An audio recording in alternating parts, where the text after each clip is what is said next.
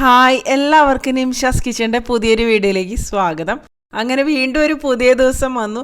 അപ്പോൾ പുതിയ ദിവസം എന്ന് പറയുമ്പോൾ നല്ല ചിന്തകളോടും അതുപോലെ നല്ല പോസിറ്റീവായിട്ടുള്ളൊരു എനർജിയോടും കൂടി തുടങ്ങിക്കഴിഞ്ഞാൽ തന്നെ അന്നത്തെ ദിവസം ഒരു പ്രത്യേകമായിട്ടുള്ളൊരു എനർജി തന്നെയായിരിക്കും. ശരിക്കും രാവിലെ എണീക്കണ ദിവസം എന്ന് പറയുന്നത്, രാവിലെ നേരത്തെ എണീക്കണ ദിവസം എന്ന് പറയുന്നത് ഒരുപാട് സമയമുള്ളൊരു ദിവസം തന്നെയായിരിക്കും.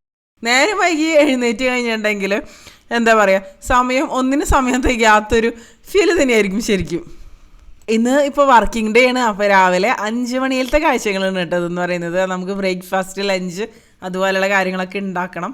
അപ്പോൾ പലരും എന്നോട് വീഡിയോ കണ്ടിട്ട് ചോദിച്ചു, രാവിലെ എണീറ്റിട്ട് ഇത്രയധികം കാര്യങ്ങളൊക്കെ ഉണ്ടാക്കാൻ എങ്ങനെ സമയം കിട്ടണേ, അങ്ങനെ സമയം കിട്ടാറുണ്ടോ എന്നൊക്കെ ചോദിച്ചു കേട്ടോ. അപ്പോൾ ലഞ്ച് അല്ലാന്നുണ്ടെങ്കിൽ നമുക്ക് ഉണ്ടാക്കണം. ഇപ്പോൾ കുട്ടികൾ പോയി കഴിഞ്ഞാലും ഉണ്ടാക്കണം. അപ്പോൾ നേരത്തെ ഉണ്ടാക്കി കഴിഞ്ഞിട്ടുണ്ടെങ്കിൽ പിന്നെ എനിക്ക് എഡിറ്റിങ് അല്ലെങ്കിൽ ബാക്കി പരിപാടികളൊക്കെ ചെയ്യാൻ പറ്റില്ല. ഞാനങ്ങനെ എപ്പോഴും കിച്ചണിൽ സ്പെൻഡ് ചെയ്യണ ഒരാളൊന്നുമല്ല. വളരെ കുറച്ച് സമയമാണ് കിച്ചണിൽ സ്പെൻഡ് ചെയ്യുക. പക്ഷേ അത് സ്പെൻഡ് ചെയ്യുന്ന ഒരു സമയം എന്ന് പറയുന്നത് നല്ല രീതിയിൽ സ്പെൻഡ് ചെയ്യും. നമ്മൾ ഒരു ജോലി അല്ലെങ്കിൽ എന്ത് കാര്യമാണെന്നുണ്ടെങ്കിലും ഇഷ്ടപ്പെട്ട് ചെയ്യുന്നതും കഷ്ടപ്പെട്ട് ചെയ്യുന്നതും വ്യത്യാസമല്ലേ. ശരിക്കും പറഞ്ഞാൽ ഇഷ്ടപ്പെട്ട് ചെയ്ത് കഴിഞ്ഞിട്ടുണ്ടെങ്കിൽ ആ ഒരു കാര്യം നല്ല രീതിയിൽ നമുക്ക് ചെയ്യാൻ പറ്റും. ശരിയല്ലേ? ഞാനും അങ്ങനെ ഭയങ്കരമായിട്ട് ജോലി ചെയ്യണ ഒരാളൊന്നുമല്ല കേട്ടോ. എന്നും അങ്ങനെ എന്താ പറയുക, ഒരുപാട് കാര്യങ്ങൾ ഉണ്ടാക്കുന്ന ഒരാളൊന്നുമല്ല. എല്ലാവരെയും പോലെ എനിക്കും മടി അതുപോലെയുള്ള കാര്യങ്ങളൊക്കെ ഉണ്ടാവാറുണ്ട്. നേരം വൈകി എണീക്കുന്ന ദിവസങ്ങളും ഉണ്ടാവാറുണ്ട്. Hi, good morning. അപ്പം നമുക്ക് ബ്രേക്ക്ഫാസ്റ്റ്, ലഞ്ച് പരിപാടികളൊക്കെ ഉണ്ട്. വർക്കിംഗ് ഡേ ആണ് കിട്ടുന്നത്. അപ്പോൾ നമുക്ക് വേഗം നടക്കാം. അധികം സമയം കളയാനൊന്നും സമയമില്ല. അപ്പോൾ ആദ്യം തന്നെ ഞാൻ കുറച്ച് ഉരുളക്കിഴങ്ങ് പുഴുങ്ങാൻ വേണ്ടിയിട്ട് വെക്കുന്നുണ്ട്. അപ്പോൾ ഉരുളക്കിഴങ്ങ് നന്നായിട്ട് കഴുകിയതിന് ശേഷം ഒരു കുക്കറിലേക്ക് ഇട്ട് കൊടുക്കുക. അതിലേക്ക് ആവശ്യത്തിന് വെള്ളം ഒഴിച്ചിട്ട് നമുക്കത് നന്നായിട്ട് വേവിച്ചെടുക്കാം കേട്ടോ. അപ്പോൾ പിന്നെ കറിയൊക്കെ പെട്ടെന്ന് തന്നെ റെഡിയാക്കാമല്ലോ. അപ്പോൾ ഒരു വിസിൽ അല്ലെങ്കിൽ ഒരു 2 വിസിൽ വരണ വരെ വേവിച്ചെടുക്കുക. ആദ്യം ഒരു വിസിൽ വന്നതിന് ശേഷം ഒന്ന് ഫ്ലെയിം കുറച്ച് വയ്ക്കുക. അപ്പോൾ പിന്നെ നന്നായിട്ട് വെന്ത് വന്നോളും. അപ്പോൾ ഉരുളക്കിഴങ്ങിൻ്റെ വേവിനൊക്കെ അനുസരിച്ച് അല്ലെങ്കിൽ നിങ്ങൾക്ക് മുറിച്ചിട്ട് കൊടുക്കാം, അല്ലെങ്കിൽ തൊലി കളഞ്ഞ് ഇട്ട് കൊടുത്താൽ പെട്ടെന്ന് തന്നെ റെഡി ആയിട്ട് വരും. പിന്നെ ഞാനിവിടെ കുറച്ച് അതായത് സവോള, ഇഞ്ചി, പച്ചമുളക് അതുപോലെയുള്ള കാര്യങ്ങളൊക്കെ ഒന്ന് മുറിച്ചെടുക്കണം കേട്ടോ. അപ്പോൾ സവോള ഇതുപോലെ നീളത്തിലൊന്ന് മുറിച്ചെടുക്കണം. പിന്നെ ഞാനിവിടെ ഒരു പാത്രത്തിലേക്ക് കുറച്ച് ഗോതമ്പ് പൊടി ഇട്ട് കൊടുക്കണം കേട്ടോ. അപ്പോൾ കുറച്ച് അധികം ഗോതമ്പ് പൊടി തന്നെ ഞാൻ എടുക്കുന്നുണ്ട്. നമ്മൾ ബ്രേക്ക്ഫാസ്റ്റും ലഞ്ചും ഉണ്ടാക്കണത് ഗോതമ്പ് പൊടി ഉപയോഗിച്ചിട്ട് തന്നെയാണ്. അപ്പോൾ ഒരൊറ്റ പ്രാവശ്യം കഴിച്ച് കഴിഞ്ഞിട്ടുണ്ടെങ്കിൽ ബ്രേക്ക്ഫാസ്റ്റും ലഞ്ച് റെഡി ആവുമല്ലോ. അപ്പോൾ അതിനനുസരിച്ചിട്ടാണ് ഞാനിപ്പോൾ ഗോതമ്പ് പൊടി എടുക്കുന്നത്. അപ്പോൾ ആദ്യം തന്നെ ഞാൻ ബ്രേക്ക്ഫാസ്റ്റിന് മാത്രമേ പ്ലാൻ ചെയ്തുള്ളൂ. അപ്പോൾ ആദ്യം കുറച്ച് ഗോതമ്പ് പൊടി ഇട്ടിട്ട് പിന്നെ അതിലേക്ക് ഉപ്പ് അതുപോലെ കുറച്ച് എണ്ണയൊക്കെയാണ് ഒഴിച്ച് കൊടുക്കണമെന്നിട്ട്. ഇത് വെജിറ്റബിൾ ഓയിലാണ്. അപ്പോൾ പിന്നെ എനിക്ക് തോന്നി രണ്ടിനും കൂടി ഒരുമിച്ച് കുഴച്ച് കഴിഞ്ഞാൽ പിന്നെ പണി എളുപ്പമായല്ലോ എന്ന് വിചാരിച്ചിട്ട് ഒരുമിച്ച് ചെയ്യണത് തന്നെ കേട്ടോ. അപ്പോൾ ഇത് നമുക്ക് കുറച്ചൊരു സ്റ്റിഫായിട്ടുള്ളൊരു ഡൗ ആയിട്ട് കുഴച്ചെടുക്കാം. അപ്പോൾ ആദ്യം ഒന്ന് മിക്സ് ചെയ്ത് കൊടുക്കുക. അതിനുശേഷം സാധാരണ റൂം ടെമ്പറേച്ചറിലുള്ള വെള്ളം ഉപയോഗിച്ചിട്ട് നന്നായിട്ട് അങ്ങോട്ട് കുഴച്ചെടുക്കാം കേട്ടോ. അപ്പോൾ ചപ്പാത്തിക്ക് കുഴക്കണ പോലെ അത്ര സോഫ്റ്റായിട്ട് കുഴക്കേണ്ട ആവശ്യമില്ല. കുറച്ചൊരു സ്റ്റിഫായിട്ട് കുഴച്ചെടുത്താൽ മതിയാവും. അപ്പോൾ അതേ നമ്മുടെ ഒരു ഡൗ ഞാൻ അവിടെ കുഴച്ച് മാറ്റി വെച്ചിട്ടുണ്ട്. ആ ഒരു സമയം കൊണ്ട് നമുക്ക് കുറച്ച് അധികം എണ്ണ ഒരു കടായിലേക്ക് ഞാൻ ഒഴിച്ചു കൊടുക്കണം കേട്ടോ. അപ്പോൾ എണ്ണ നന്നായിട്ട് ചൂടായിട്ട് വരട്ടെ. അപ്പോൾ ആ ഒരു സമയം കൊണ്ട് ഞാനിവിടെ പത്തിരി പ്രസ് എടുത്തിട്ടുണ്ട് കേട്ടോ. അതിലൊരു പ്ലാസ്റ്റിക്കിൻ്റെ തിന്നായിട്ടുള്ളൊരു കവർ വെച്ച് കൊടുത്തിട്ടുണ്ട്. നന്നായിട്ട് പരന്ന് വരാൻ വേണ്ടിയിട്ടുള്ള. ഈ പത്തിരി പ്രസ്സൊക്കെ വാങ്ങിക്കുന്ന സമയത്ത് അത് കറക്റ്റായിട്ട് അങ്ങോട്ട് റെഡി ആയിട്ട് വരില്ല. അപ്പോൾ ചില ബ്രാൻഡിൻ്റെ പ്രത്യേകതയാണ്. അപ്പോൾ ഞാനിവിടെ ചപ്പാത്തി ചെറിയ ഉരുളകളാക്കിയിട്ട് ഇട്ട് കൊടുക്കണം കേട്ടോ. ഇത് പൂരിക്ക് വേണ്ടിയിട്ടാണ്, ചപ്പാത്തി അല്ല. ഇനി അതൊന്ന് ഗോതമ്പ് മാവിലൊന്ന് മുക്കിയെടുത്തതിന് ശേഷം നമുക്കിത് ഇതുപോലെ അങ്ങോട്ടൊന്ന് പരത്തിയെടുക്കാം. പൂരി എത്ര വലിപ്പം വേണമെന്ന് വെച്ചാൽ അതിനനുസരിച്ച് തന്നെ നമുക്ക് പരത്തിയെടുക്കാം. ചപ്പാത്തിയുടെ അത്ര തിന്നാവേണ്ട ആവശ്യമില്ല. കുറച്ചൊരു തിക്കായിട്ട് വേണം പരത്തിയെടുക്കാൻ. ഒരു 3-4 ഇതുപോലെ പരത്തി മാറ്റി വെച്ചതിന് ശേഷം പിന്നെ ഫ്രൈ ചെയ്ത് തുടങ്ങിക്കഴിഞ്ഞിട്ടുണ്ടെങ്കിൽ പെട്ടെന്ന് തന്നെ നമുക്ക് റെഡിയാക്കി എടുക്കാനും പറ്റും.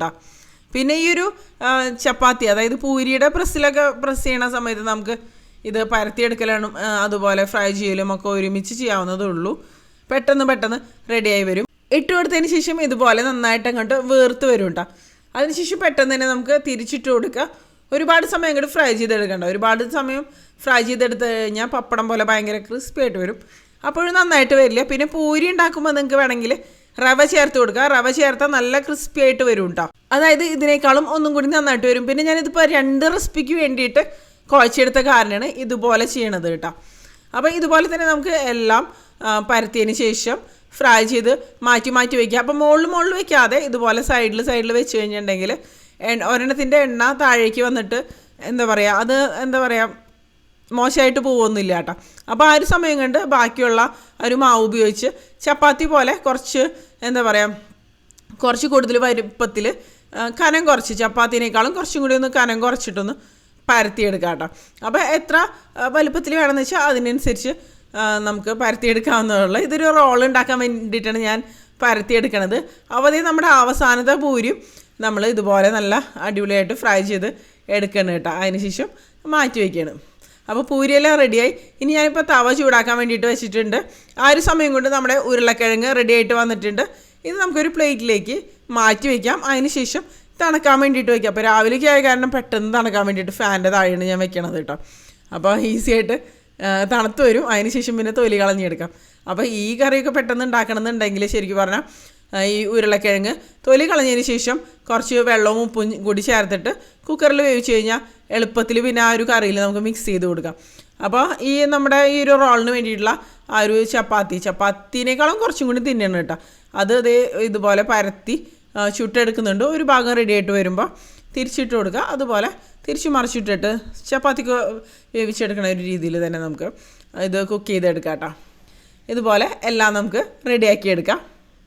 അപ്പോൾ ഇതെന്നൊക്കെ പറയുമ്പോൾ വളരെ എളുപ്പമാണ്. നമുക്ക് പിന്നെ കറി തയ്യാറാക്കേണ്ട ആവശ്യമില്ല. ഈ റോളെന്നൊക്കെ ആകുമ്പോൾ കുട്ടികളൊക്കെ ആണെന്നുണ്ടെങ്കിലും വലിയവരൊക്കെ ആണെന്നുണ്ടെങ്കിലും ഇഷ്ടപ്പെട്ട് തന്നെ കഴിക്കും.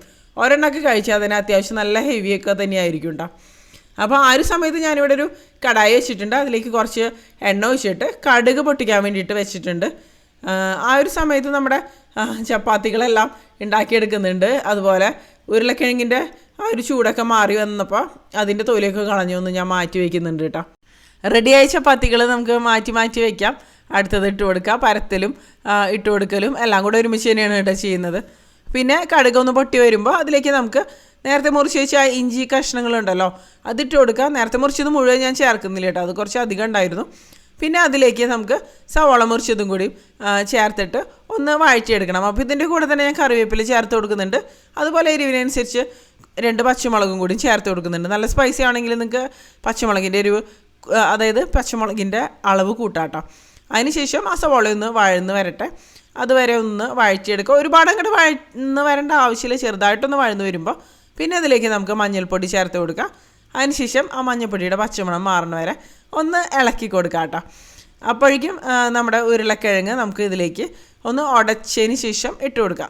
അപ്പോൾ എല്ലാം കൂടെ ഉടഞ്ഞ് ചേരണമെന്നൊന്നുമില്ല. ചെറിയ കഷ്ണങ്ങളൊക്കെ പോലെയൊക്കെ എടുക്കണത് നിങ്ങൾക്ക് ഇഷ്ടമാണെന്നുണ്ടെങ്കിൽ അങ്ങനെ എന്താ പറയുക, അങ്ങനെ ഇട്ടാലും മതിയാവും കേട്ടോ. എന്നാലും നല്ല കറിക്ക് നല്ല തിക്നെസ് കാര്യങ്ങൾ എല്ലാം തന്നെ ഉണ്ടാവുമല്ലോ. അപ്പോൾ ഇതുപോലെ ഉരുളക്കിഴങ്ങൊക്കെ ഒന്ന് ഉടച്ച് ചേർത്തിട്ടുണ്ട്. ഇനി ഇതിലേക്ക് ആവശ്യത്തിനുള്ള ഉപ്പിട്ട് കൊടുക്കുകയാണ് കേട്ടോ. അതിനുശേഷം നന്നായിട്ടൊന്ന് മിക്സ് ചെയ്ത് കൊടുക്കുക നമുക്കിതുപോലെ. അതിനുശേഷം നമുക്ക് പിന്നെ ഇതിലേക്ക് ചേർക്കേണ്ടത് തിളച്ച വെള്ളമാണ് കേട്ടോ. അപ്പോൾ പച്ചവെള്ളം ചേർത്ത് കഴിഞ്ഞാൽ പിന്നെ അത് റെഡി ആയിട്ട് വരാനൊക്കെ ഒരുപാട് സമയമെടുക്കും. അപ്പോൾ തിളച്ച വെള്ളമാകുമ്പോൾ ഒന്നും കൂടി നല്ലതാണ്. അപ്പോൾ ആ ഒരു സമയം കൊണ്ട് ഞാനിതിലേക്ക് കുറച്ച് വെജിറ്റബിൾസൊക്കെ ഒന്ന് കട്ട് ചെയ്തെടുക്കേണ്ടത്. നിങ്ങൾക്ക് ഏതൊക്കെ വെജിറ്റബിൾസ് വേണമെന്ന് വെച്ചാൽ അതിനനുസരിച്ച് ചേർക്കാം. ഞാനിപ്പോൾ ഇവിടെ ക്യാബേജ് എടുത്തിട്ടുണ്ട്, കുക്കുംബർ എടുത്തിട്ടുണ്ട്, തക്കാളി, സവാള, അതുപോലെയുള്ള കാര്യങ്ങളൊക്കെയാണ് ചേർക്കണത് കേട്ടോ. നിങ്ങൾക്ക് വേണമെങ്കിൽ ക്യാപ്സിക്കം വേണമെന്നുണ്ടെങ്കിലൊക്കെ ഉപയോഗിക്കാവുന്നതുള്ളൂ കേട്ടോ. അപ്പോൾ തിളച്ച വെള്ളം ചേർത്തിട്ട് ഉപ്പൊക്കെ ഒന്ന് അഡ്ജസ്റ്റ് ചെയ്ത് കൊടുത്തു. അപ്പോൾ ആ ഒരു സമയം കൊണ്ട് പിന്നെ ബാക്കിയുള്ള വെജിറ്റബിൾസും എല്ലാം അങ്ങോട്ട് കട്ട് ചെയ്ത് അങ്ങോട്ട് വെക്കണം. അപ്പോൾ വെജിറ്റബിൾസൊക്കെ നമ്മുടെ ഇഷ്ടത്തിനനുസരിച്ച്, ഇപ്പോൾ കുട്ടികളൊക്കെ ആകുമ്പോൾ അവർ കഴിക്കുന്ന വെജിറ്റബിൾസ് എല്ലാ വെജിറ്റബിൾസും കഴിക്കണമെന്നുണ്ടെങ്കിൽ എല്ലാം വെച്ച് കൊടുക്കാം. കൂടുതൽ നല്ല ഹെൽത്തി ആയിട്ടൊക്കെ മാറും കേട്ടോ. അപ്പോൾ പിന്നെ ഞാനൊരു പൊട്ടറ്റോ മാഷർ ഉപയോഗിച്ച് ചെയ്തൊക്കെ ഒന്ന് ഈ ഉരുളക്കിഴങ്ങൊന്ന് മാഷ് ചെയ്ത് എടുക്കണം കേട്ടോ. ഇനി ഇത് നന്നായിട്ടൊന്ന് തിളച്ച് വരണം. അപ്പോഴായിരിക്കും നല്ല ടേസ്റ്റി ആയിട്ട് വരിക. പിന്നെ ഞാനൊരു മുട്ട പൊട്ടിച്ച് ഒരു പാത്രത്തിലേക്ക് ഒഴിച്ച് കൊടുക്കുന്നുണ്ട്. അതിലേക്ക് കുരുമുളക് പൊടി, അതുപോലെ ഉപ്പ്, അതുപോലുള്ള കാര്യങ്ങളൊക്കെ ചേർത്തിട്ട് നന്നായിട്ടൊന്ന് ബീറ്റ് ചെയ്ത് എടുക്കുന്നുണ്ട് കേട്ടോ. അപ്പോൾ നമുക്ക് ഈ ഒരു റോള് എഗ് റോളാണ് തയ്യാറാക്കുന്നത് നമ്മൾ. അതിന് വേണ്ടിയിട്ടാണ്. നന്നായിട്ട് ബീറ്റ് ചെയ്തതിന് ശേഷം ഒരു പാനിൽ കുറച്ച് എണ്ണ ഒഴിച്ചിട്ട് അതിലേക്ക് ഈ മുട്ട പൊട്ടിച്ചത് ഒഴിച്ച് കൊടുക്കുക. ഈ മുട്ട സെറ്റ് ആവുന്നതിന് മുമ്പ്, വെന്ത് വരുന്നതിന് മുമ്പ് തന്നെ നമുക്ക് നേരത്തെ റെഡിയാക്കി വെച്ച ആ ചപ്പാത്തി ഉണ്ടല്ലോ അത് അതിൻ്റെ മുകളിലേക്ക് വെച്ചിട്ടൊന്ന് പ്രസ് ചെയ്ത് കൊടുക്കാം. അതിന് ശേഷം തിരിച്ച് മറിച്ചിട്ടിട്ട് അതൊന്ന് വേവിച്ചെടുക്കുക. അപ്പോഴേക്കും അടുത്ത മുട്ടയും ഇതുപോലെ തന്നെ ഞാൻ പൊട്ടിച്ച് ഒഴിച്ച് കൊടുക്കുന്നുണ്ട്. ഉപ്പും കുരുമുളകും കൂടി ചേർത്തിട്ട് നന്നായിട്ട് ബീറ്റ് ചെയ്ത് വയ്ക്കുക. അപ്പോൾ ഓരോന്ന് കഴിയുന്നതിനനുസരിച്ച് അടുത്തത് റെഡിയാക്കി വയ്ക്കുക കേട്ടോ. അപ്പോൾ കൂടുതൽ അടിപൊളിയായിട്ട് തന്നെ വരുമല്ലോ. കണ്ടില്ലേ ഈ ഒരു രീതിയിൽ. അതിന് ശേഷം മറച്ചിടുക. അപ്പോഴേക്കും ഇത് റെഡിയായിട്ട് വന്നിട്ട് അധികം സമയമൊന്നും വേണ്ട റെഡിയായിട്ട് വരാൻ വേണ്ടിയിട്ട്. അടുത്ത മുട്ടയും ഇതുപോലെ പൊട്ടിച്ച് വെച്ചിട്ട് വേവുന്നതിന് മുമ്പ് അത് മാത്രം ശ്രദ്ധിച്ചാൽ മതി. വേവുന്നതിന് മുമ്പ് ചപ്പാത്തി വെച്ച് കൊടുക്കണം, അല്ലെങ്കിൽ അതിങ്ങനെ സ്റ്റിക്കായിട്ട് ഇരിക്കില്ല. അത്രയേ ഉള്ളൂ. അല്ലാന്നുണ്ടെങ്കിൽ ഇപ്പോൾ ഓംലെറ്റ് ഉണ്ടാക്കിയിട്ട് നിങ്ങൾക്ക് വേണമെങ്കിൽ ഉള്ളിൽ വയ്ക്കാം. പക്ഷേ ഒന്നും കൂടി ഒരു റോളിൻ്റെ രൂപത്തിൽ നന്നായിട്ട് വരണമെന്നുണ്ടെങ്കിൽ ഇങ്ങനെയായിരിക്കും നന്നായിട്ട് വരാമെന്ന് മാത്രം കേട്ടോ. കണ്ടില്ലേ? അപ്പോൾ വെജിറ്റബിൾസൊക്കെ ഞാൻ കട്ട് ചെയ്ത് അവിടെ വെച്ചിട്ടുണ്ട്. ഇനി ഈ ഒരു റോളിൻ്റെ മുകളിലേക്ക് ടൊമാറ്റോ കെച്ചപ്പാണ് ഞാൻ സ്പ്രെഡ് ചെയ്യണത്. അപ്പോൾ ഇതിപ്പോൾ കുട്ടികൾക്ക് വേണ്ടിയിട്ടുള്ള കാരണം ടൊമാറ്റോ കെച്ചപ്പ് മാത്രമേ ഞാൻ ഉപയോഗിക്കുന്നുള്ളൂ. അത് നന്നായിട്ട് സ്പ്രെഡ് ചെയ്തതിന് ശേഷം ഇപ്പോൾ കുട്ടികൾക്ക് ഇഷ്ടമുള്ള വെജിറ്റബിൾസ് ഏതാണെന്ന് വെച്ചാൽ അതൊക്കെ നമുക്ക് വെച്ച് കൊടുക്കാം.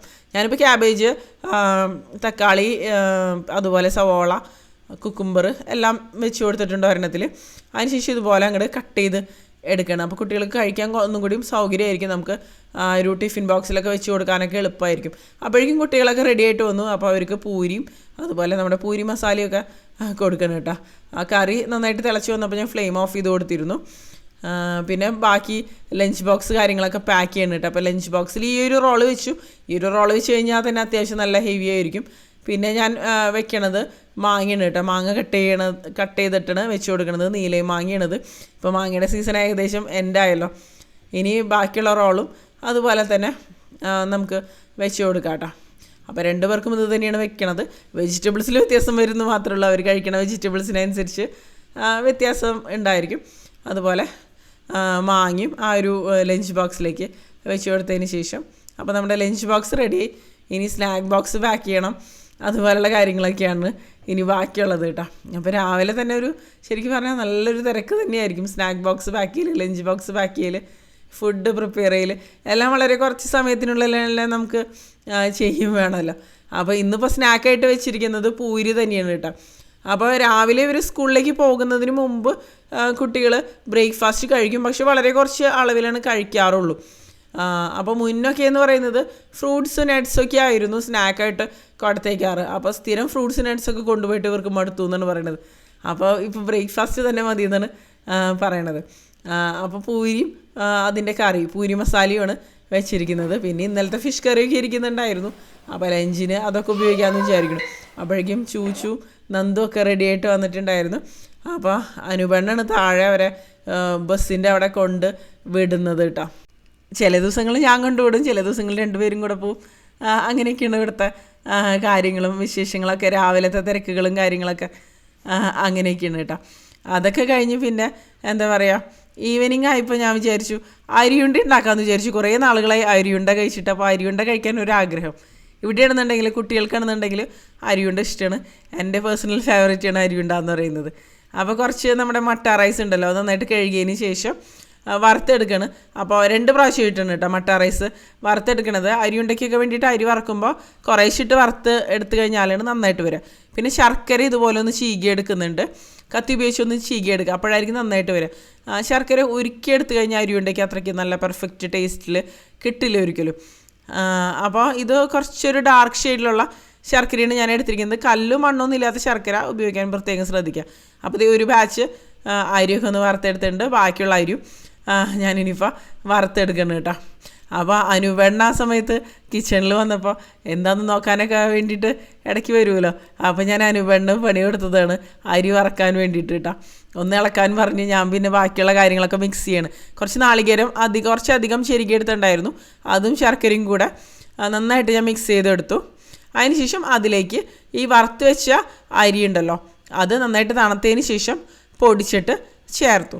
ഇനി കൈ വെച്ച് നമുക്ക് നന്നായിട്ട് മിക്സ് ചെയ്ത് കൊടുക്കുക. അപ്പോൾ നമുക്ക് വേറെ വെള്ളമോ അങ്ങനെയൊന്നും ചേർത്ത് കൊടുക്കേണ്ട ആവശ്യമില്ല. ആ നാളികേരം ശർക്കരയും കൂടെ എന്താ പറയുക നന്നായിട്ട് മിക്സ് ചെയ്യുന്ന സമയത്ത് നന്നായിട്ട് വെള്ളം അതിൻ്റെ ഉള്ളിൽ നിന്ന് തന്നെ പുറത്തോട്ട് വരും കേട്ടോ. അപ്പോൾ കണ്ടില്ലേ, നല്ല അടിപൊളി അരിയുണ്ട റെഡി ആയിട്ടുണ്ട്. എന്താ പറയുക, ശരിക്കും പറയാൻ നല്ല നൊസ്റ്റാൾജിക് റെസിപ്പി അല്ലേ. അപ്പോൾ അങ്ങനെ ഈ ഒരു വ്ളോഗ് ഇവിടെ എന്ത് ചെയ്യണം. ഈ ഒരു വീഡിയോനെ കുറിച്ചുള്ള നിങ്ങളുടെ അഭിപ്രായങ്ങൾ തീർച്ചയായിട്ടും ഒന്ന് കമൻറ്റ് ചെയ്യുക. ഇപ്പോൾ നെഗറ്റീവ് ആണെങ്കിലും പോസിറ്റീവ് ആണെങ്കിലും കമൻറ്റ് ചെയ്യുക കേട്ടോ.